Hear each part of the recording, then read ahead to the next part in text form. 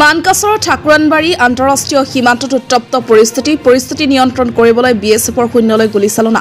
সীমান্তৰ বিএছএফে বাংলাদেশৰ সেনাক নিয়ন্ত্ৰণ কৰিবলৈ শূন্যলৈ চাই গুলীচালনাৰ ঘটনা সংঘটিত হৈছে। বাংলাদেশৰ নাগৰিকক পুছবেক কৰাৰ সময়তে এই ঘটনা সংঘটিত হৈছে বুলি জানিব পৰা গৈছে। উল্লেখ্য যে ভাৰতত অবৈধভাৱে প্ৰৱেশ কৰা 14গৰাকী বাংলাদেশী নাগৰিকক মানকাছৰ আন্তঃৰাষ্ট্ৰীয় সীমান্তৰে পুছবেক কৰাৰ সময়তে বাংলাদেশৰ সেনা বিজিবিয়ে বাধা প্ৰদান কৰে।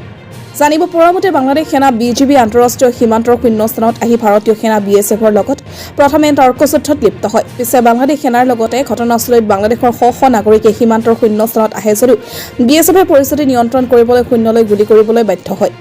হাতীমাৰীৰ পৰা জাহিৰুল ইছলামৰ প্ৰতিবেদন, সংবাদ 365।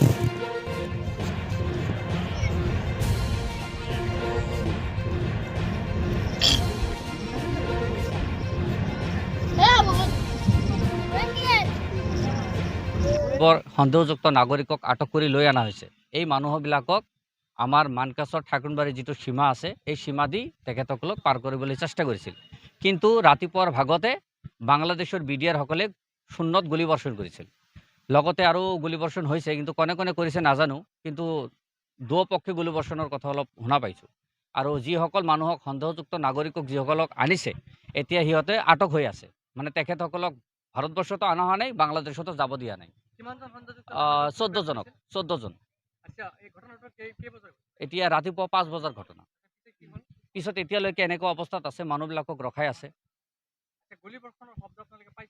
ৰাতিপুৱা 5 বজাত। এতিয়া পৰিস্থিতিটো নিউট্ৰেল অৱস্থাত আছে, মানুহবিলাক মধ্য অৱস্থাত আটক আছে।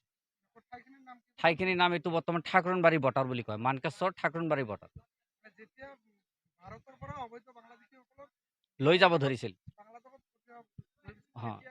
তেতিয়া হৈছিল। এইটো ঘটনাটো মই ৰাতিপুৱা নাজানো, বৰ্ডাৰত আমালোকক যাবই নিদিয়ে। অলপ শুনা পালোঁ আৰু দেখা পাই আছোঁ এতিয়ালৈকে। মানুহবিলাক যিসকলক 14 জন নাগৰিকক সন্দেহযুক্ত নাগৰিকক লৈ অনা হৈছে তেখেতসকলে মধ্য অৱস্থাত আছে। তেখেতসকলক এতিয়ালৈকে বাংলাদেশতো যাব দিয়া নাই, আকৌ ভাৰতবৰ্ষতো উভতি অহা নাই। বাক ভিতৰত অলপ ৰাতিপুৱা এইটো গুলীবৰ্ষণৰ অলপ শব্দ শুনা গৈছে।